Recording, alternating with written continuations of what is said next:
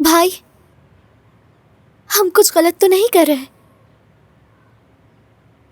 शिजा, हमने जो मंसूबा बनाया हम उस पर अमल करेंगे। मैंने तुम्हें सब समझाया था ना। मैंने जो कहा है तुम्हें बस वही करना है, ठीक है? ठीक है, मगर शिजा, यहाँ बैठो। अपने भाई पर भरोसा नहीं तुम्हें? तुम जानती हो ना हमारे पास ये आखिरी मौका है कि डैड की जिंदगी में वो औरत ना आए। ठीक है, चलो अब तैयार हो जाओ जाके।